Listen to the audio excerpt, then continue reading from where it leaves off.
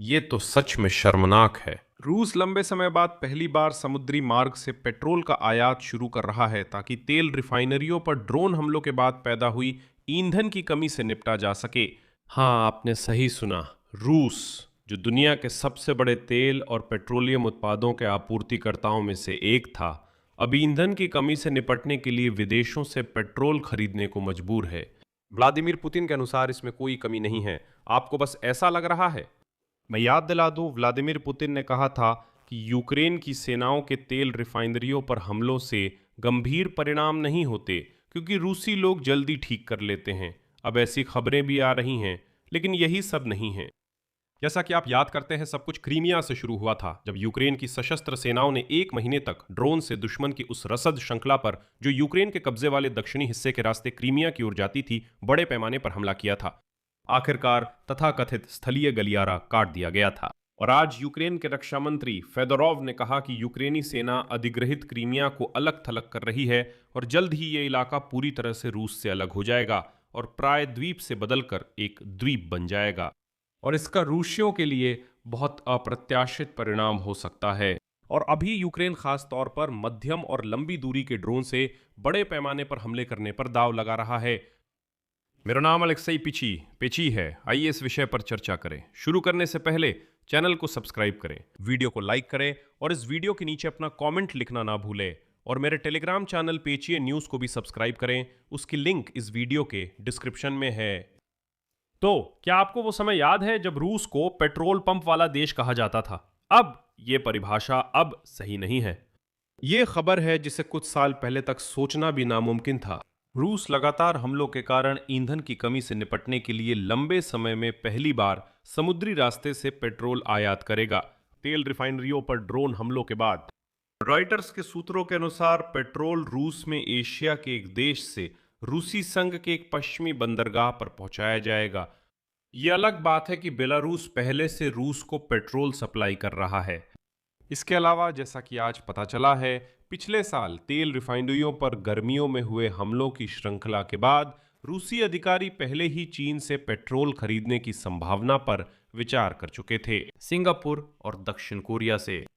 इस बार पेट्रोल कहां से लाया जाएगा, इस बारे में रॉयटर्स के सूत्रों ने कोई जानकारी नहीं दी, लेकिन इस खबर की असली बात तो हैरान कर देने वाली है। रूस, जो कभी तेल और पेट्रोलियम उत्पादों का सबसे बड़ा आपूर्तिकर्ता था, जिसे पेट्रोल पंप देश कहा जाता था, अब खुद एशिया में पेट्रोल खरीदने के लिए भीख मांग रहा है। रूस में पेट्रोल की कमी हो गई है। वे कह रहे हैं, कृपया कोई हमें थोड़ा पेट्रोल बेच दे, क्योंकि देखिए यहाँ कमी हो गई है। और याद करें, हाल ही में व्लादिमीर पुतिन ने कहा कि तेल रिफाइनरियों पर हमले समस्या नहीं है। उन्होंने कहा, ये बिल्कुल भी समस्या नहीं है। हाँ, यूक्रेनियन ड्रोन से हमला कर रहे हैं, लेकिन हम बहुत जल्दी सब कुछ ठीक कर लेते हैं, मरम्मत करते हैं और फिर से शुरू कर देते हैं।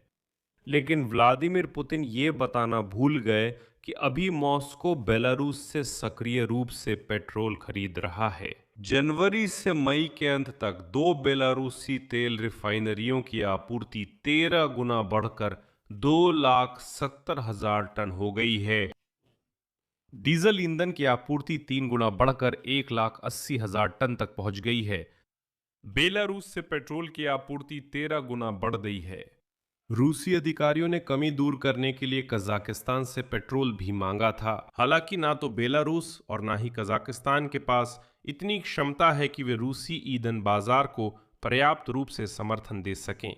इनकी आपूर्ति के बाद भी रूसी पेट्रोल पंपों पर पेट्रोल गायब होने लगा। सोचिए, अगर बेलारूस और कजाकिस्तान से आपूर्ति नहीं होती तो क्या होता। व्लादिमीर पुतिन चाहे कितनी भी डींगे हाँक लें, रूसियों की समस्याएं गंभीर हैं। एनर्जी इंटेलिजेंस के अनुसार जून की शुरुआत तक रूस में तेल रिफाइनिंग की मात्रा पिछले 21 वर्षों में अपने न्यूनतम स्तर पर आ गई है, दिन में 4 मिलियन बैरल से भी कम। साल की शुरुआत से मिसाइल और ड्रोन हमलों में 40 से ज़्यादा बार तेल रिफाइनरियों को निशाना बनाया गया, जिससे करीब 30 रिफाइनरी इकाइयाँ बंद रहीं, जो रोज़ 2 मिलियन बैरल से ज़्यादा हैं। जून में हमले तानेको के बड़े तेल शोधन परिसर पर हुए, जो निजने कामेंस्क में हैं, और मॉस्को की रिफाइनरी पर भी हुए, जो रूसी राजधानी को ईंधन की आपूर्ति का 40% तक देती थी।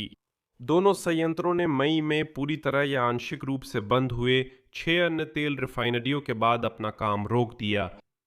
ईंधन की कमी जो जून के मध्य तक क्रीमिया में शुरू हुई थी, अब तक रूस के 53 क्षेत्रों में फैल चुकी है।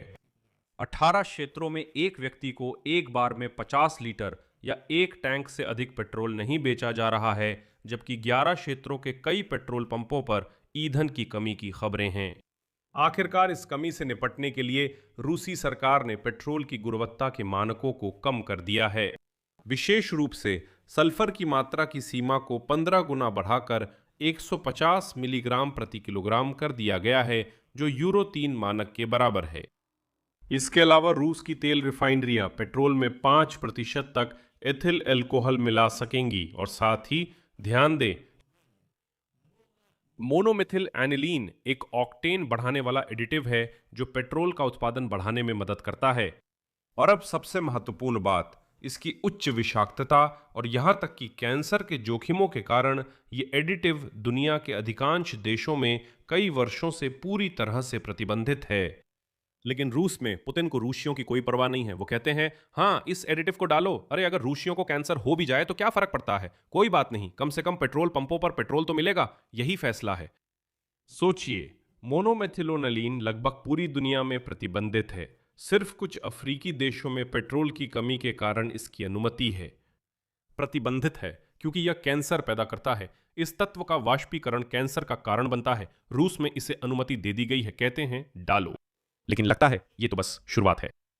यूक्रेनी सेना रूस द्वारा कब्जा किए गए क्रीमिया को रूस से काट रही है। जल्द ही ये क्षेत्र पूरी तरह अलग हो जाएगा। ये जानकारी यूक्रेन के रक्षा मंत्री मिखाइल फेदोरोव ने दी। उनका उद्धरण, क्रीमिया की ड्रोन से घेराबंदी हो रही है और लग रहा है कि ये जल्द ही एक द्वीप बन जाएगा, जिससे रूसियों को अप्रत्याशित परिणाम झेलने पड़ सकते हैं। उन्होंने कहा कि सरकार ने 4 महीनों में जितने ड्रोन खरीदे उतने 2025 में भी नहीं खरीदे थे। उनका एक और उदाहरण, हमने फाइबर ऑप्टिक ड्रोन और मिडिल स्ट्राइक यानी मध्यम दूरी वाले ड्रोन जो कब्जे वाले क्षेत्रों में रूसी लॉजिस्टिक्स को निशाना बनाते हैं पर जोर दिया है और इन्हें पिछले साल से 333 गुना ज्यादा अनुबंधित किया है। लेकिन खरीदारी अभी शुरू ही हुई है। मिडिल स्ट्राइक पर काम जारी है। रूसियों के लिए अब नरक की शुरुआत हो रही है। यूक्रेन रक्षा मंत्रालय ने कहा है कि जापोरिजिया, खिरसोन और डोनेट्स्क के कब्जे वाले हिस्सों में रूसियों के लिए यह सबसे कठिन गर्मी होगी। इसलिए यूक्रेनियों को, रूसियों को नहीं, बल्कि उन यूक्रेनियों को जो अभी भी कब्जे वाले इलाकों में हैं, उन्हें बेहतर होगा कि वे अभी ही वहां से निकल जाएं और रूसियों को तो सिर पर मार ही मिलनी चाहिए। यूक्रेन की ड्रोन फोर्सेस के कमांडर रॉबर्ट ब्राउडी माद्यार ने भी जल्दी क्रीमिया को अलग थलग करने का वादा किया था। उन्होंने कहा कि पताक माद्यार की यूनिट्स उस सड़क पर हमले बढ़ा रही हैं जिसे रूसी नोवोरोसिया कहते हैं और जो प्रायद्वीप तक जाता है। साथ ही मीडियम रेंज ड्रोन की मदद से अग्रिम मोर्चे की इकाइयों तक हथियार, ईंधन और उपकरण की आपूर्ति काटी जा रही है। कुल मिलाकर विश्लेषकों द्वारा पुष्टि किए गए वीडियो के अनुसार मई से यूक्रेनी सशस्त्र बलों ने कम से कम 375 हमले किए हैं उन ट्रकों और टैंकरों पर जो क्रीमिया के लिए जमीनी कॉरिडोर से जा रहे थे। इसके अलावा हमले प्रायद्वीप तक जाने वाले पुलों पर भी किए गए और निश्चित रूप से रूस पर खुद हमलों की तीव्रता भी बढ़ाई गई है, खासकर तेल रिफाइनरियों और तेल टर्मिनलों पर। तो एशिया से पेट्रोल की खरीदारी रूसियों के लिए इस कहानी की सिर्फ शुरुआत है।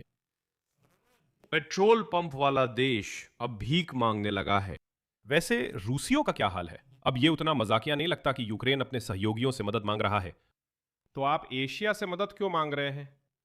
आप भिखारी तो नहीं है ना? सोचिए। लेकिन आप सोचेंगे भी किससे? यहां मैं 3 बिंदु लगाऊंगा, अपनी राय कमेंट्स में लिखें, चैनल सब्सक्राइब करें, बेल आइकन दबाएं और लाइक करें।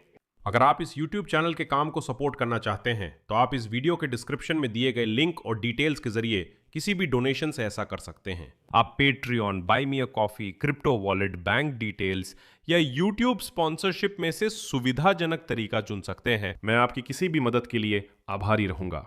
बस इतना ही। अपना ख्याल रखें। सबको अलविदा।